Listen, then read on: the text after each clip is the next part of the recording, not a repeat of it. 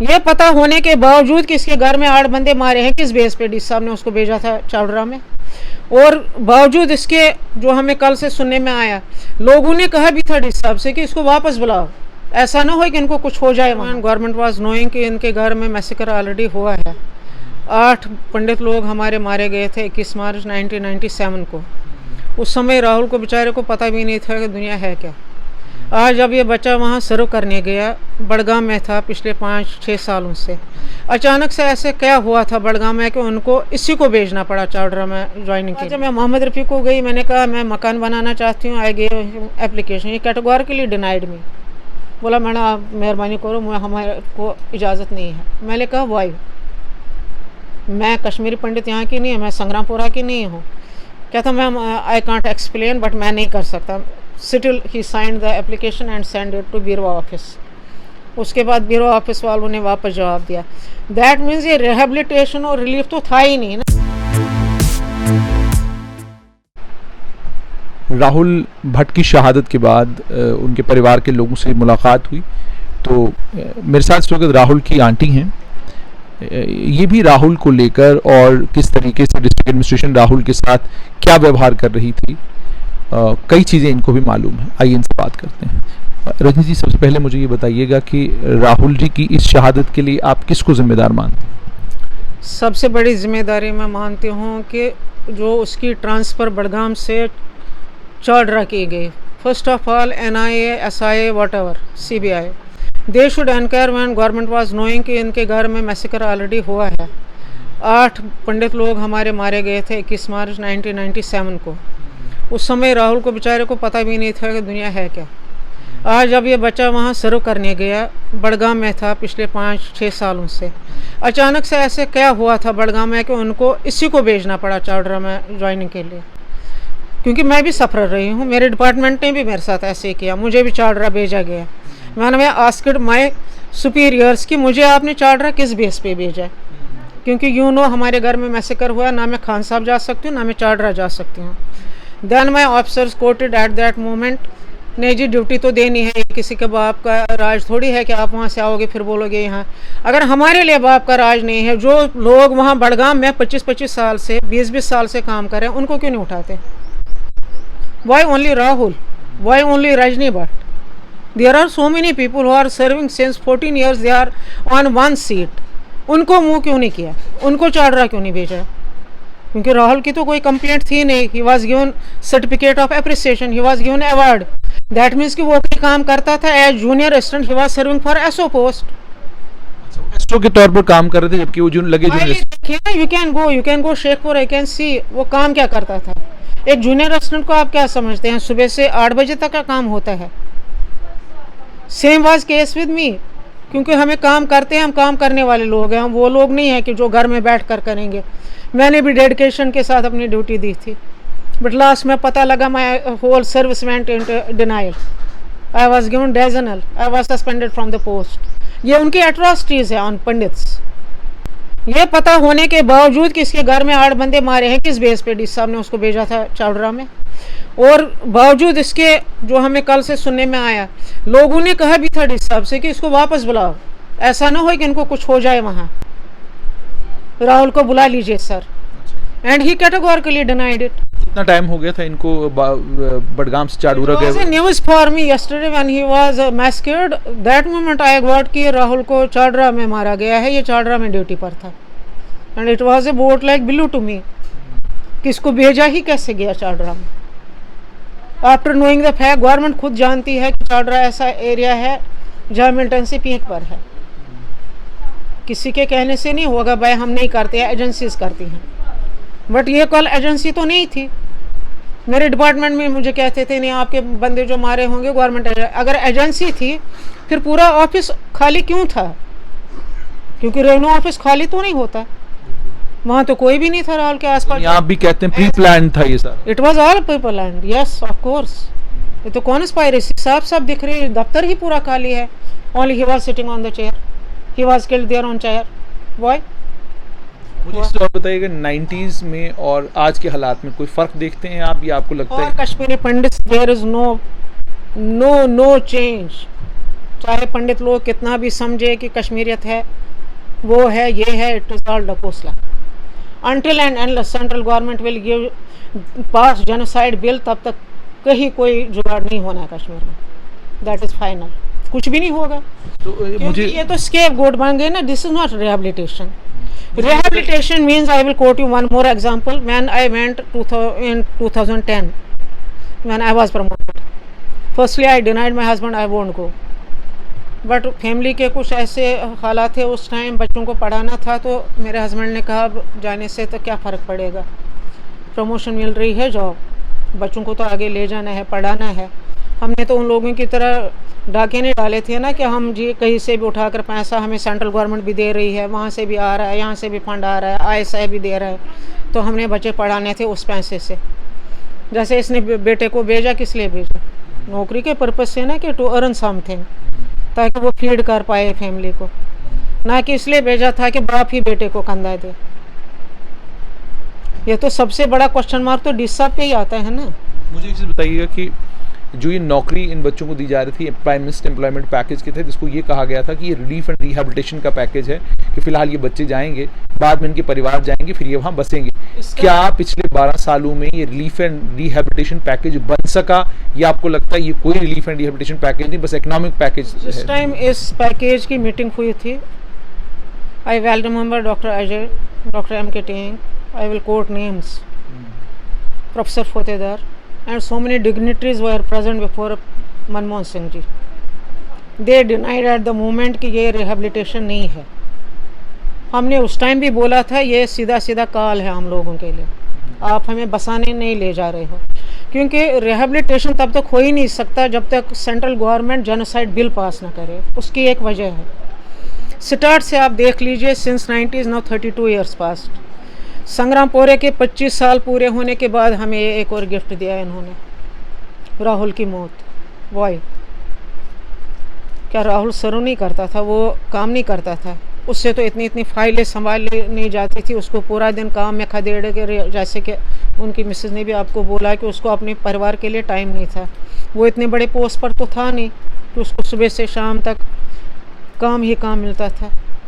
Then what was the reason? वो काम कराना जानते हैं हमसे। रिहेबिलिटेशन एंड रिलीफ पैकेज तब माना जाता जब हम जाते अपने घरों में बसते। I will quote you DC Mohammad Rafi ओसा तमिस ना बड़गाम में ओस ना मोहम्मद रफ़ी 2010 में मैंने खुद एप्लीकेशन दी है। You can check it in Beerwa tehsil, you can check it in district Budgam. I told him कि मैं वापस आई हूँ, I want to go and settle down at my home place, क्योंकि संग्रामपुरा में हम। And for your surprise I will let you know, हम में से संग्रामपुरा के मैस्कर के बाद, जबकि एक्सग्रेशा हमें गवर्नमेंट खुद देना चाहिए था, आज तक हम में से किसी को हाउस एक्सग्रेशा भी नहीं मिला। रावण की लंका थी हमारा घर, 5 चाचा जी थे आपस में पार, इतना बड़ा मकान था, you can check the photos. आज तक गवर्नमेंट की इतनी हिमाकत नहीं हुई कि इतने गांव में अगर मैसेकर भी हुआ, सब कुछ हुआ, हमें हाउस, लोगों ने तो हाउस ग्रेशा भी लिया, सब कुछ लिया, हमें वो तक नहीं मिला। ये एट्रॉसिटीज़ नहीं है और क्या है। उसके बाद जब मैं मोहम्मद रफ़ी को गई, मैंने कहा मैं मकान बनाना चाहती हूँ, आई गेव एप्लीकेशन, ये कैटेगोरिकली डिनाइड मी। बोला मैडम आप मेहरबानी करो, हमारे को इजाज़त नहीं है। मैंने कहा वाई? मैं कश्मीरी पंडित यहाँ की नहीं है, मैं संग्रामपुरा की नहीं हूँ। कहता ma'am I can't explain, but मैं नहीं कर सकता। Still he signed the application and send it to bureau office. उसके बाद ब्यूरो ऑफिस वालों ने वापस जवाब दिया। दैट मीन्स ये रिहेबिलिटेशन और रिलीफ तो था ही नहीं ना, ये तो पंडितों को स्कैप गोट बनाने के लिए, कि लोगों को दिखाने के लिए हम जी, जो कांग्रेस ने कोशिश की थी दिखाने के लिए, हमने जी पंडित वापस लिए, जो उनसे नहीं हो पाया। क्योंकि शेखपुरा कॉलोनी जब बनी उस टाइम भी यहाँ होटल एशिया में जम्मू में मीटिंग हुई थी। You can quote it anywhere, you can get the details from echo machineries whatever nowadays. हमने कहा ये शेखपुरा नाम तो पहले सूट ही नहीं करता पंडित पर, वी आर नॉट शेख्स, जिस पर हकीम यासीन को बहुत बुरा लगा था।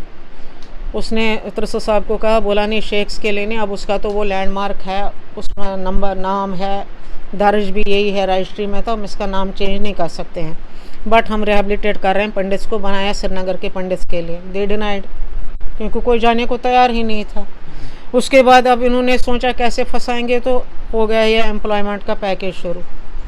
इस पर भी जब पहले हो गया, पहले बारामूला में एक कांड हो गया, उसके बाद अनंतनाग में एक कांड हो गया, तो इन्होंने सोचा नहीं कुछ तो गड़बड़ हो रही है। धीरे धीरे इन्होंने फंसाना शुरू किया, बच्चों को लेना शुरू किया। तो रिहेबिलिटेशन किस प्रोसेस में है? मुझे एक बच्चा दिखाया एम्प्लॉयमेंट पैकेज का जो अपने घर में बसा हो, जिसने ज़मीन ली हो, जो खरीद के गया फिर उसने मकान बनाया। रिहेबिलिटेशन तो मेरे वे में वही होता है, but I don't think so. 3000 post Manmohan Singh ji ने दिए थे 2010 से पहले, if I am not wrong. आज है 2022, कितने एम्प्लॉयज़ गए हैं आज तक? You must have record, you are a journalist. I think 2800 something. वो 3000 भी नहीं पूरे हो पाए। और मुझे बताइए what type of rehabilitation and relief it is? ये तो वही हुआ ना, सेंट्रल गवर्नमेंट वही कर रही है policies, they are making scapegoats. तो आपको नहीं लगता कि नई जो ये सरकार पिछले 7 साल से केंद्र में है, इन्होंने कुछ बदला है जम्मू कश्मीर को लेकर या कश्मीरी पंडित समुदाय को लेकर? बदला तो एक ही चीज़ है, जो आर्टिकल्स इन्होंने तोड़े for the welfare of Kashmir. But pandits के लिए तो कोई चेंज है नहीं ना कहीं पर, क्योंकि ये वाली पैकेज तो ये तो मनमोहन सिंह की गवर्नमेंट की है। अब इसमें ये रिहेबिलिटेट करते, पंडितों को बसाते, तो ये देखिए ना हाल क्या हो रहा है। मुझे बताइए वे आउट क्या है रजनी जी फिर? Way out is only one way out for Kashmiri Pandit rehabilitation is either they should give us homeland, क्योंकि नहीं तो हमारे बच्चों को भी अब आर्मी में ही भेज दो, उसके बगैर सोल्यूशन नहीं। जो हम टीचर कर रहे हैं, रेवेन्यू ढूंढ रहे हैं, बाकी कुछ हमारी पंडित कौम से फिर वो करे आर्मी खड़ा, तो हम भी अपना फिर खुद ही करेंगे, और क्या हो सकता है। आपके यहाँ से ये भी डिमांड आई, कुछ लोग ये भी कह रहे थे कि आप हथियार दीजिए हमें, अगर आप चाहते हैं हम कश्मीर में नौकरी करें। बच्चों ने कहना ही था, जब उन्होंने राहुल की डेड बॉडी देखी होगी, 5-5 गोलियां उसको लगती हैं, तो but obvious as parents, as guardians, relation, जब हमें इतने सदमे लगे हैं, तो जो स्टूडेंट्स वहाँ सर्व कर रहे हैं उनको तो सदमा लगना ही था। डू यू थिंक कि इसके साथ कंटिन्यू करना चाहिए, इसी प्रोसेस के साथ, कि आप इनको नौकरी के लिए वहाँ भेजते हैं? ट्रांसफर पोस्टिंग का कोई इसके तो हम हमेशा अगेंस्ट थे। If they want to rehabilitate us, first they should pass this bill in parliament, genocide bill, after they should give us homeland. उसके बगैर इनके पास कोई रिहेबिलिटेशन का फिलहाल के लिए जो 6000 बच्चे वहाँ पर इनके लिए कहा, उनके लिए even through your channel I want to say students हुआ, जितने भी एम्प्लॉयज़ हैं श्रीनगर में, दे शुड मास रिजिग्नेट। नौकरी से तो उनको कोई नहीं निकालेगा, ये सब कहने की बात है। कल कमिश्नर साहब, रिलीफ कमिश्नर साहब ने भी कुछ स्टेटमेंट दिया है। ये आए दिन यही कहते हैं, आए दिन नहीं होता है। बहरान का पीरियड हुआ, सफरर्स बने कश्मीरी पंडित एम्प्लॉयज़। उसके बाद का जो टाइम था लास्ट ईयर, देखिए पंडित्स को भाग के आना पड़ा 2 बजे, दिन के 2 बजे तक। बिंद्रू की किलिंग्स के बाद पूरा शेखपुरा खाली था, because everybody left due to security. तो what type of rehabilitation government wants? वो पंडितों से चाहती क्या है? अगर मरवाना ही है तो फिर जम्मू में हम ठीक हैं, फिर तो हम यहाँ भीख मांग के भी बैठ ही सकते हैं। आप चाहती हैं कि तमाम ने 90 से कैलिबर अपना बेच के, अपना कलम चला के अपने आप को जीता रखा है। गवर्नमेंट के में कोई मेहरबानी नहीं है। इट ऑल गोज, श्रेय इसका सारा जाता है बालाजी साहब को, जिसने उस टाइम गवर्नमेंट को कंपल किया कि इनको जगह दो, जिसने खुद हमें कहा था कि महात्मा गांधी के घाट पे जाकर वहाँ डेरा डालो, टेंट लगाओ और पंडितों को यहाँ शिफ्ट करो। हम क्या, हम वही बोलेंगे? गवर्नमेंट की तरफ से तो हमारे लिए कुछ भी हुआ ना। अगर 32 साल में ये 3000 पोस्ट मनमोहन सिंह जी ने दिए, उसके बगैर तो कोई रिहेबिलिटेशन हुई नहीं पंडित की। मुझे बताइए कौन सा एम्प्लॉयमेंट हुआ है? आप इन बच्चों के लिए क्या चाहती हैं, जो बच्चे ऑलरेडी वहाँ पर मुलाजमत अभी भी कर रहे हैं? राहुल केस में तो पहले डी साहब को एक्शन लेनी चाहिए। उसने इन्फॉर्म क्यों नहीं किया? उसने इसको चौड़रा कैसे भेजा? ये तो सबसे बिग सवाल है। This is a $1 billion question. Being a head of this district, उसका तो फ़र्ज़ ही बनता था ना। उसने अपना फ़र्ज़ बनाने से तो चूक गए। कंडोलेंस तो दूर, उन्हें तो ये भी नहीं गवारा किया कि वो इनके पेरेंट्स को मैसेज करे कि ऐसे हुआ है हमारे डिस्ट्रिक्ट में। भाई आप क्या कर रहे हो? आ रहे हो कि हम कुछ करें? ये भी नहीं किया ना, कंडोलेंस भी नहीं किया। जम्मू से लोग गए, जम्मू वालों को पता लगा, बाकी ने साथ दिया, बट एज डिस्ट्रिक्ट हेड उसने क्या किया? लास्ट ईयर भी जब बिंद्रू की किलिंग से पहले जो वहाँ पंडित थे बड़गांव में, मतलब वहाँ कुछ रह रहे हैं टेंट पर, या वहाँ की एक लोकल लेडी थी, उसने उसको भी बोला नहीं जी आप जा सकते हैं, मैं आपको सिक्योरिटी नहीं दे सकता। Then what for he is DC there? Why has opted that chair? समझाए ना डी साहब के क्या प्रॉब्लम क्या थी। और मैंने आपको अपना भी कोट किया, हकीम यासिन साहब खान साहब के हैं, उनकी बहू भी वहाँ की है, वो तो रहने वाले वहाँ के हैं, वो तो 6 महीने रहते भी हैं खान साहब में, तुलसी बाग छोड़ के समर में। अगर उनकी बहू खान साहब ड्यूटी पे नहीं जा सकती है, और गवर्नमेंट होम के एक जिसके घर में 8 लोग पहले ही मारे गए हों, उसको वो चार्डरा भेज रहे हैं पोस्टिंग के लिए। नहीं भेजना चाहिए था ना। On which ground he shifted है, जबकि एम्प्लॉयज़ ने अपने डिस्ट्रिक्ट डीसी ऑफिस बड़गाम ने उनको रिक्वेस्ट की थी इनको वापस लाओ। तो ये तो सीधा लग रहा है ना, it is a well build conspiracy. तो आपने साफ तौर पर सुन लिया कि ये राहुल जी की आंटी हैं रजनी जी। इन्होंने कहा कि साफ तौर पर नज़र आता है कि साजिश है ये। डिप्टी कमिश्नर ने ना तो इजहार अफसोस किया, ना परिवार के साथ बातचीत की, ना ही उसके बाद अपनी जिम्मेदारी ये समझी कि राहुल भट्ट के परिवार के साथ संवेदनाएं व्यक्त करते। सवाल यहाँ पर ये है कि क्या कश्मीरी पंडित समुदाय के लिए जो रिलीफ एंड रिहेबिलिटेशन पैकेज, जिसमें एम्प्लॉयमेंट एक कंपोनेंट बनाया गया था, क्या वो रिलीफ एंड रिहेबिलिटेशन पैकेज वाकई रिलीफ एंड रिहेबिलिटेशन पैकेज है या एक ढकोसला है जिसे नाम रिलीफ एंड रिहेबिलिटेशन दिया गया है और जिसका फ़ायदा सिर्फ इतना है कि कश्मीरी पंडित समुदाय के बच्चे घाटी जाते हैं, नौकरी करते हैं, लेकिन घर भी उनका यहीं पर, परिवार भी उनका यहीं पर और रहते भी यहीं पर हैं। और अब जो ये टारगेटेड किलिंग इसका सिलसिला शुरू हुआ है, क्या इस सिलसिले के बाद अब सरकार कुछ बड़े कदम उठाएगी?